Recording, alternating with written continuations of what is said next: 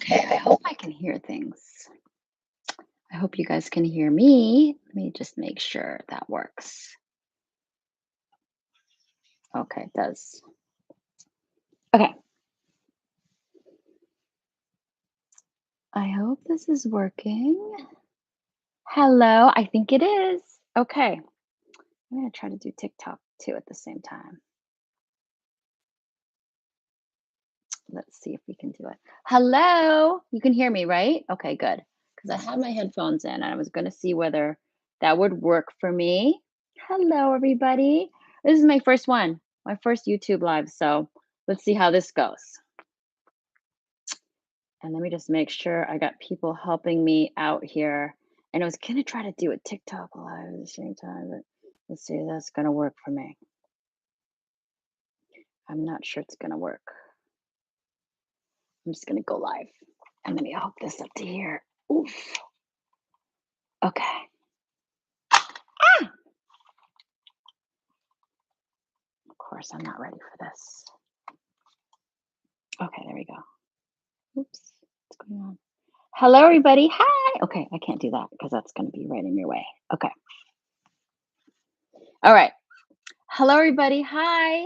Hello, guys. I want to say hello to you. I never get to say hello to my YouTube audience. I'm here with YouTube and TikTok.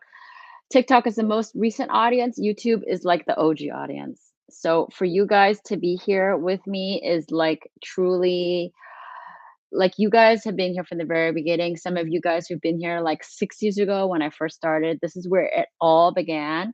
This is where I figured out like what the heck is going on here. There's people who are into pimple popping. Hello, hello, Michelle. Hello, Mike. Hello, Kevin. Hello, Rogerio. Hello, you guys from all around the world, which is amazing. And also TikTok. All you guys are all around the world, from all around the world. So I have questions for everybody. Um, from people. I want to give a special shout out. Hello to you guys that are on members of my all access page, drpimple.com. So I know you guys get special access to things. I hope and plan to do many more things that are special for you guys because I know you guys are like the real popaholics here. So hello from all Africa, South Africa, Bulgaria, Colombia.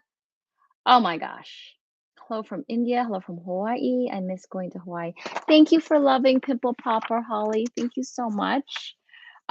Spain. Oh my gosh. I need to visit all these places. You know, today I did a EMUA, right? Like a interview with people in Finland and Poland and Brazil and in Mexico because the show is airing a new season there right now. And so it's so cool to and kind of scary for me to know that there's so many fans in different countries around the world, you guys. That's crazy to me. So thank you, you guys. You guys are making this such an amazing experience. I tend to forget how many of you are out there and around the world because I think if I think about it too much, it's like too much pressure on me. Like I think it's too stressful. So I try not to think about it. 'Cause I want to be as normal as possible. So thank you though for you guys. It means so, so much to me. Oh my gosh, there's so many people here. That's amazing. Okay. So I have some questions again. They're from my all access subscribers. So if you're interested in all access, because you're gonna get the good videos there, the detailed videos there. I think you need to go to drpimplepopper.com and that's where you're gonna see all that and maybe get some special access to me. Thank you for my classes, TikTok. Thank you. Okay. So today the topic was chosen for me. So let's see if I can answer this correctly.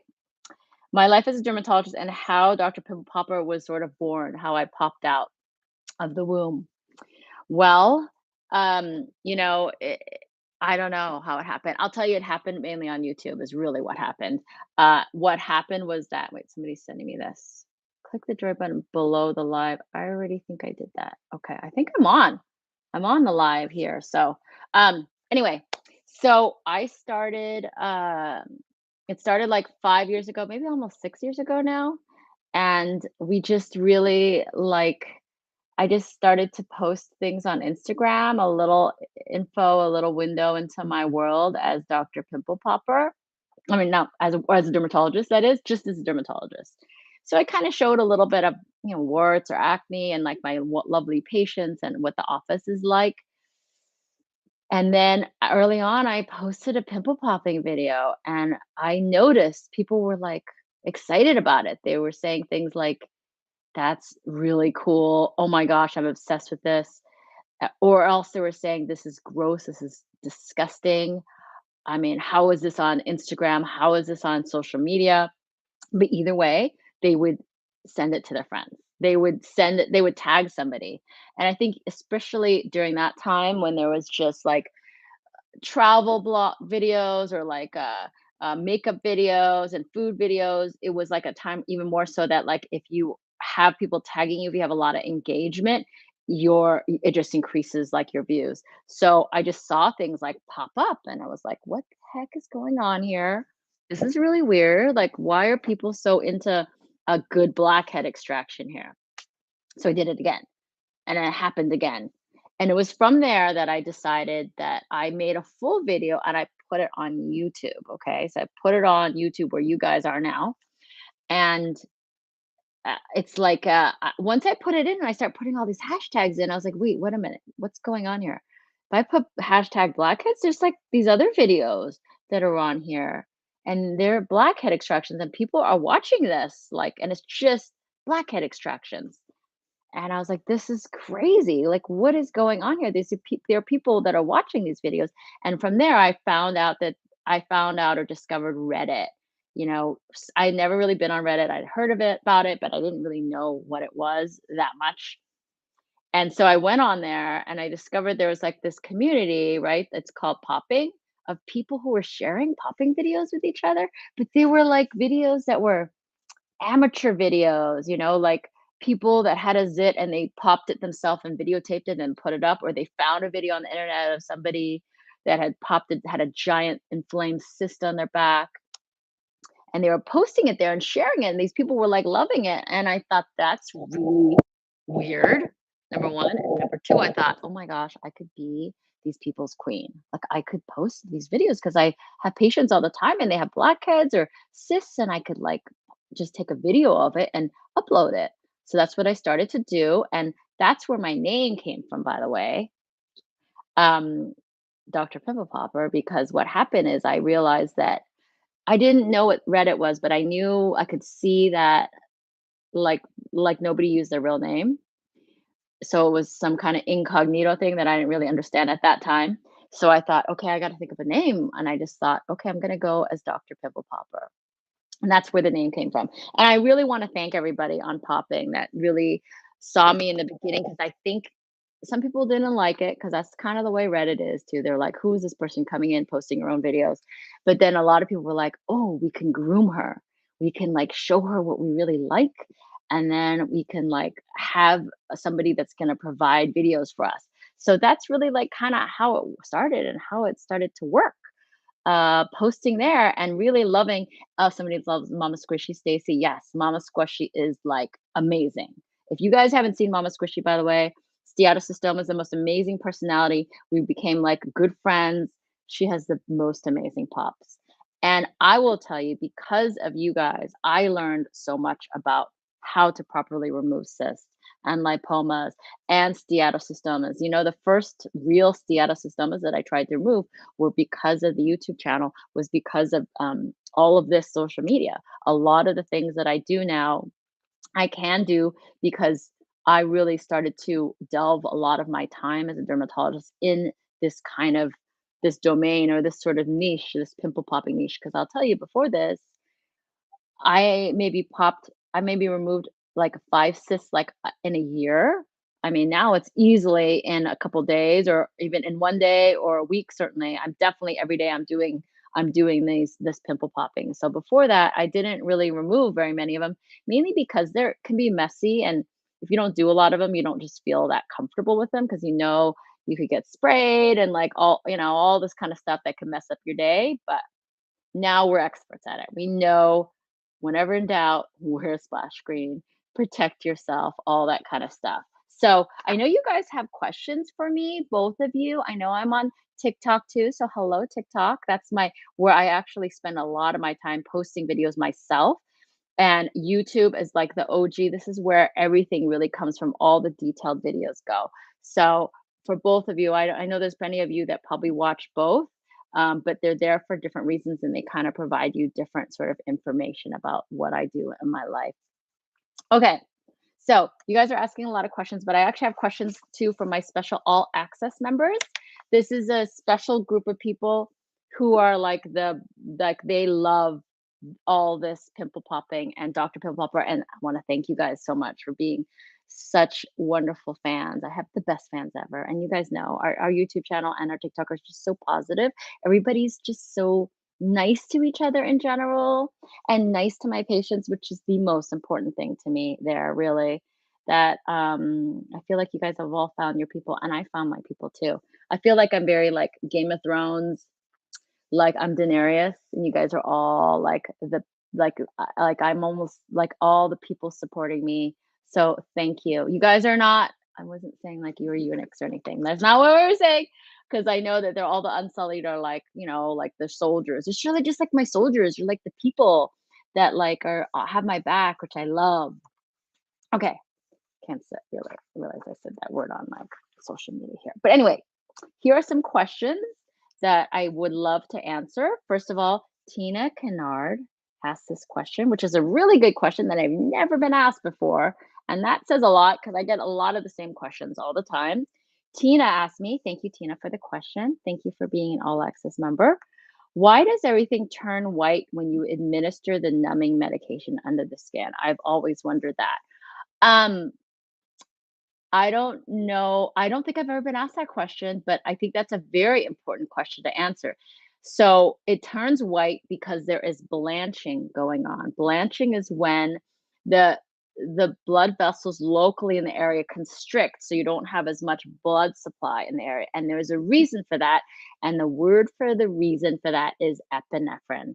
When I put numbing in the area, I mix it with two things. One is bicarbonate, which helps to cut the acidity of lidocaine, which makes it much more comfortable to inject. Because when it's acidic, it tends to sting or burn. So we want to make patients to be more comfortable. The other is epinephrine. Epinephrine does two main things. First, it helps to minimize the bleeding. I think we get this question a lot, like, why the heck is that not bleeding? Because if I did that to myself, it'd be bleeding like crazy. Well, one of the main reasons is epinephrine. That helps to constrict the blood vessels so that it's not going to ooze so much. And the other purpose for epinephrine is it actually increases the ability of the numbing medicine to stay there for longer because you have blood there, and if the numbing medication gets sort of washed away, that's your general body trying to get rid of stuff, move things around. So essentially, the lidocaine would go away faster if you didn't have the epinephrine. The fact that you're constricting those blood vessels helps prevent the lidocaine, the numbing medicine being washed away. So it stays number for even longer. So those are the two main reasons. But that is a great question, Tina. So thank you for it. I'll try to putting videos up for us. Thank you. Oh, you guys are so awesome. Yeah, what I love about my videos. Thank you, Desiree, for for this comment. Please keep putting videos up for us. It makes us understand that you're not unusual. We're not unusual because of a blemish or a cyst. Exactly. I think that that's what's really important about all this and what has really been so wonderful about everything that we put out. We really try to normalize, skin conditions. We all have issues. And in particular, I think skin issues, a lot of the things that we do as dermatologists, some of them are life threatening, but many of them aren't. They're as much emotionally debilitating as they are physically debilitating. So a lot of it has to do with making people feel better about themselves. And I think one of the keys is really just showing these conditions and showing that these are normal people and that you still love them or you still love their personality, still they deserve to be humans like the rest of us, even if they have some huge growth or some really bad skin conditions that makes them look different, bad acne even, warts all over, whatnot. So it really is nice, and keep doing what you guys are doing, where you spread kindness and acceptance for all these people, anyone in the world. Um, so thank you guys. Thank you, Desiree, for that comment here. Okay, So my next question here. Thank you guys. I just saying hello. Hello, Romania. Thank you for being so sweet. I adore you guys. Hello, Texas. Hello, Becky from Texas. I'm gonna say hello to a couple of people over here too. Wait, I saw someone from New Mexico, Stockton, California, Finland. I just spoke to Finland today. I just interviewed with somebody from a Finland, a big Finland publication because the new season of Dr. Pimple Popper is starting there really soon. So look out for that, and I can't wait to visit these places, these other countries. It'll be so weird to visit and to have people recognize me. That's crazy to me. Crazy. Okay, Becky. Becky Hodgson, who's also an all access Dr. Pimple Popper member, asked this question. Is there any kind of case or condition that you just love to treat, or perhaps one that you haven't done yet, been able to deal with, but that you would want to? Hmm. Well, if the part of the second question is I don't know what I would want to treat until I see it, I guess, but I am always surprised by new things that come up. So I'm almost afraid of saying what I would want to treat because I would be kind of, because these things are challenging. They're stressful in many ways. So it's not like I want to have somebody come in with some giant growth on them that I want to help them if I can. And if they present themselves to me, I'm going to try, but I'm not like asking for that necessarily. Do you know what I mean?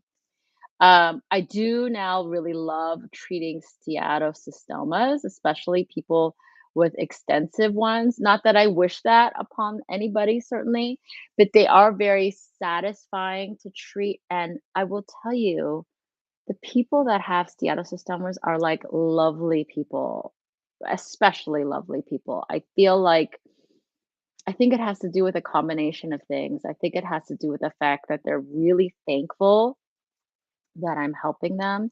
And I think that has to do with the fact that they've really tried to seek out help and they haven't really gotten uh, gotten any answers or had anyone willing to do it. And I would actually tell more dermatologists to try removing steatocystomas because it's like we don't want to do it in a way. I get it because you don't want to create scars in people because anytime you remove something, you have a potential to replace that with a scar. Yes, Skittle steatocystoma is awesome, as is Mama Squishy and Rainbow steatocystoma. Those are our nicknames for people on the internet. For we have like a whole video montages about them.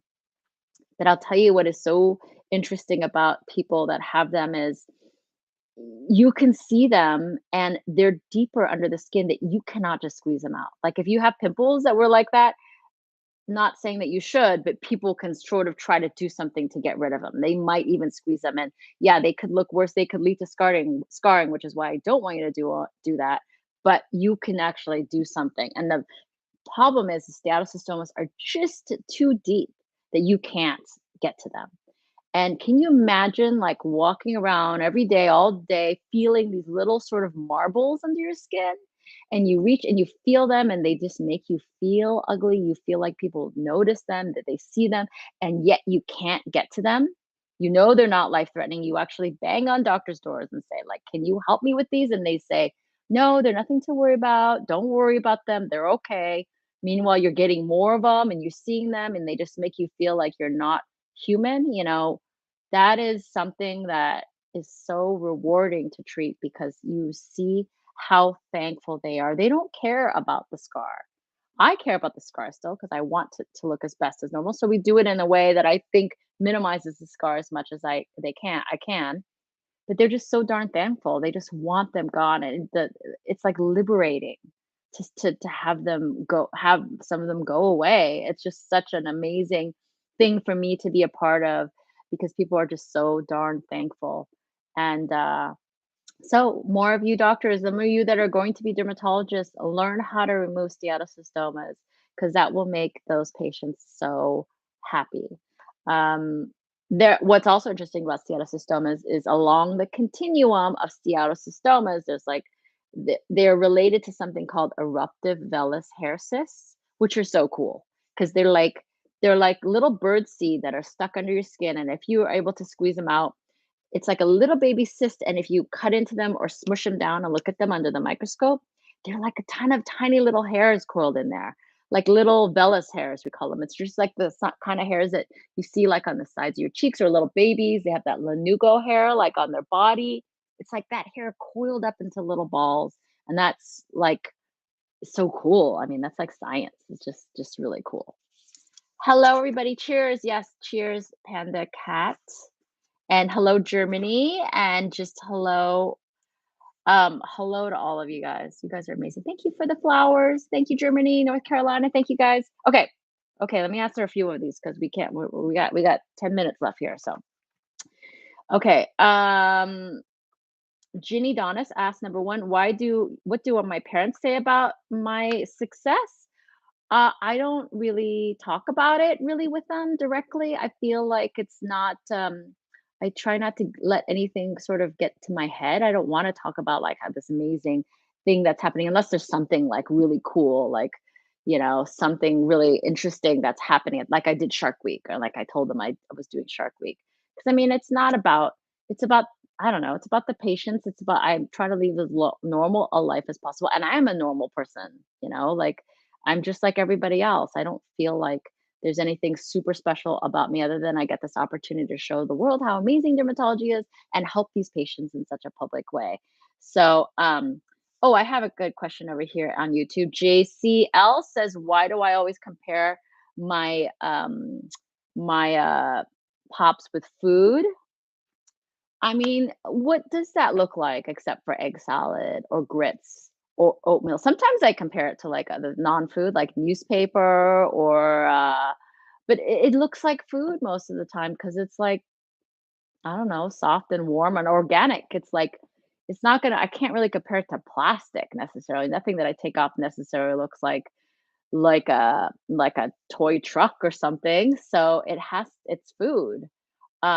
And what's so interesting about that, I think what people find funny is the fact that I can talk about something looks like a hard boiled egg, and I could talk about how I like hard boiled eggs and how I'm going to have one for lunch, or I could eat one right after for lunch and not have a problem with that.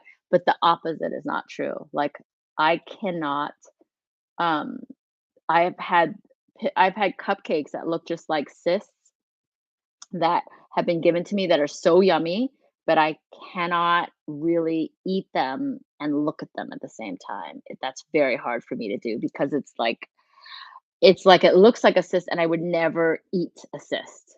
So it's like the opposite. Like it's ruined me for like cooking. Like first of all, I don't like to cook anyway, so it's a good excuse.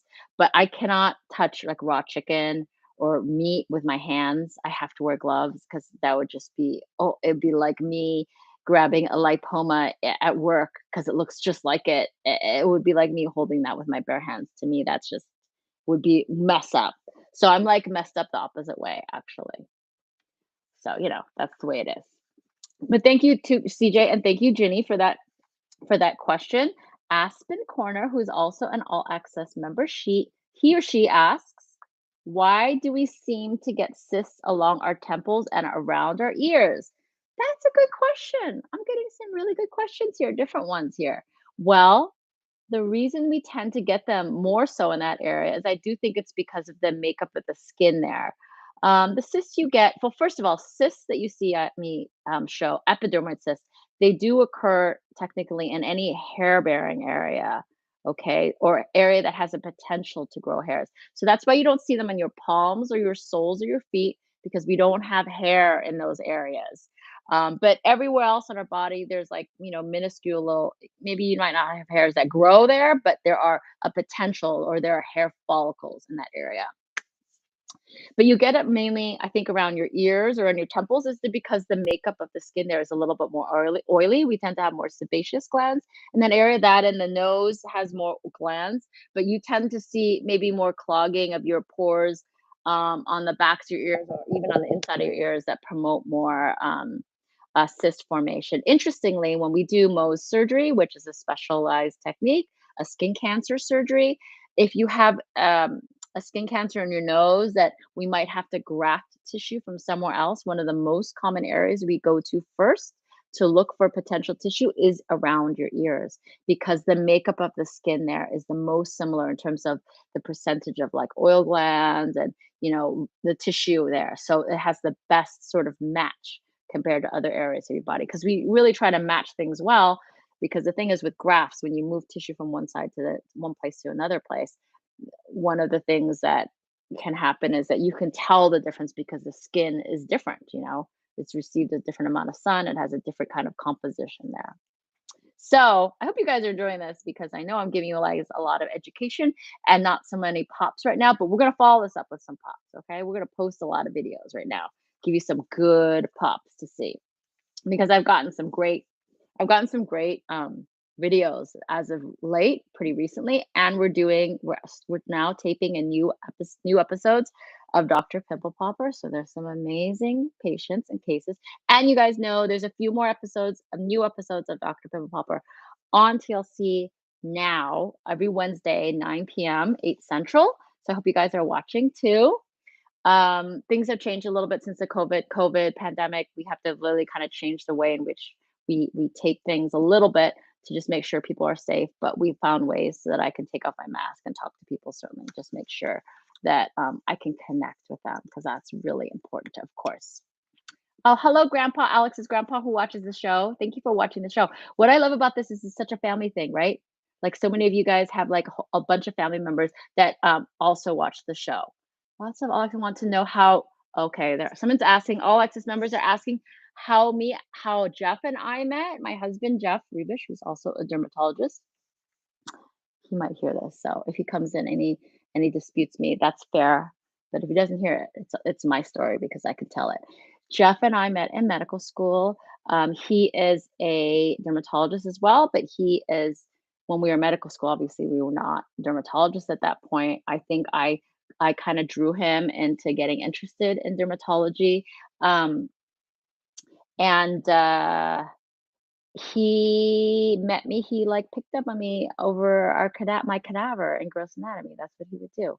That was his opportunity to talk to me because in medical school, you're just in class, and that was one of the times where you could be, like, interact with people, so I had my cadaver in a group of people, and he had his cadaver, he was actually in a separate room, but every time we had gross anatomy, he would somehow roam into our room and come and hang out and hover around near my cadaver. Right, Jeff? Yeah, I hear him. He's coming over. Um, Jeff, you should come over here and talk about how we met. Come here. They would want to see. Just say hello. Just say hello. Just say hello. Okay, you hear him. He doesn't want to. Oh, wait. I'm going to show TikTok. There you go. There he is. um, well, anyways, we met because then he like would come over every day that we had gross anatomy and say hello. He had like a cute pickup line, right, Jeff? Like I'll show you my colon if you show me yours, that kind of thing. So it was cute. I know they said they want you. They said that we want Jeff. Can you just say hello? Just peek your head over here, baby. Yeah, come on, just say hello. Your hair looks good. You don't have to wear that. If he doesn't brush his hair in the morning, it looks crazy, he thinks. But this is Jeff. Well, I don't mean like sit down and hang. No, you can come over here. Come over here. That's Jeff. Hello. He's a dermatologist. Yes, this is TikTok and this is YouTube. Okay. But he is we work together obviously and we do different things in dermatology and he loves and adores me, can't you tell? Yes, but yes, that's how we met, right? Like, you were so romantic. I should have Very, of known by now course. that he's super romantic, that's how he would, show his love for me, that he was interested in me, right? That you would come over and gross anatomy all the time in your If I sweats and you remember, would you were coming to my table. I You didn't even know where change your the table was. story. You change the Oh story my all god. the Who do you time. guys believe, by the way? Okay, but anyways, you can Yeah. go now. You Bye can go bye. now. Bye. Okay. Anyway, yes, that's Jeff. You guys don't get to see him that much. I know he does. He thinks he's super. You know that I could kick his butt if I really wanted to. So yes, Dr. Rebish. Yes, he's a dermatologist. You could. I think some of you might have seen him in the office too. You guys get to see him as well. Um. Anyway, yes, Chris. He is a little bit more. He is a little bit more shy. I don't think he likes and that would be hard for me. Like if he wanted to push me out of the limelight, we probably wouldn't get along, right? Because he's like, I call him the puppet master. He's like the one that you know, um, like is behind the scenes, but he helps me out drastically with all of this because he's somebody that you can bounce things off. As a fellow dermatologist, he understands like everything that I go through as a dermatologist as well, trying to take care of our patients. Anyway, okay, let me take a few more questions here because I've got a few more here. Okay. Um, uh, Bo, one of our All Access members, asks, my question is related to rhinophyma. Why is it that we have seen no women with this condition, and has it to do with hormones? That's a really good question too. First of all, I want to say rhinophyma does not have to do with alcoholism. People who have rhinophyma are not alcoholics. Alcohol can make the rhinophyma worse, amongst other things like stress, exercise, hot, sunlight, spicy foods, things like that. But it does not mean that somebody is an alcoholic by any means. And I think that's really important because I think a lot of patients feel people with rhinophyma feel like they're being judged for that, and think that people think that, and that's something that needs to change. Yes, rhinophyma happens much more often in men, very common on the nose, and it doesn't have to do with hormones per se, at least as far as we know. I don't really know why, actually. I don't think we know why rhinophyma happens more in men, but I have seen it in women. And I do think we had one patient on the show that had it that was female, and I have had another patient has had it, a few patients that have had it, but another patient that I treated that I think it's not a YouTube channel, but there's before and after photos, like, on my Instagram. So, it does happen. It doesn't seem to happen with as much prominence, and certainly if you guys have seen this new season with Roger with the giant, like, grapefruits hanging from his nose, you can see that it can get, like, huge. So that's a really good question. I don't think it has to do with hormones. I don't know why necessarily. What the direct reason is that it happens more in men than women, and that's something that needs to be discovered. Somebody needs to be a dermatologist and do some studies and figure out what the why that is the case. But I'm just feeling lucky that I have figured out a way to maybe help some of these patients with bad rhinophyma. And I think a lot more dermatologists are treating rhinophyma actively now because a lot of people are now aware that this is something that happens. And I think a lot of people don't even realize that the show or YouTube and social media has shown them that there's actually treatment options for them. I bet you a lot of people really thought, oh, I just got to live with this. But you don't have to. There's really great treatments. And rhinophyma, actually, I think for my staff, it's one of some of them, Christy in particular, she has said that's one of her favorite things to do because you see it come off at the same time. And it's sort of like an artistic thing. It's like sculpting a little bit out of clay, trying to create a new nose. Like I've always thought, like, could I be a sculptor? I've never really tried it. I don't think I would be really good at it. I don't think I can do the three dimensions, like a whole body or a whole face, make that, but I can do the nose. So, and that's fun to do actually. It's actually fun because it's challenging and it uses your taps into your creativity and it's just really rewarding. The patients are oh so thankful again. So that's the thing. So I think I'm supposed to close this down now, but I'm just so excited how many people are here. And I just really want, and all the wonderful things that you guys say to me, it like really touches my heart. Guys are gonna make me cry. Thank you so much for being such wonderful fans and helping, supporting me through all this process. I know that this is all fun and games, but there are also these are real patients that I take care of, and I that's really important to me to take as good care of them and as best care as I can. And I get really challenging cases these days, and it's hard. It's hard to do all these things and have a life and COVID and work and family and show and skincare line, slmdskincare.com, which is now in the United States and in the UK. Is super exciting how much it's growing and just dealing with all these things. So Thank you guys for always being so lovely to each other and to me. And I love you guys. Okay. I'm such a dork. I know I'm like gonna cry or something, but I love you guys. Take care, everybody. We'll do this again. Okay. Stay tuned because we're gonna do it again.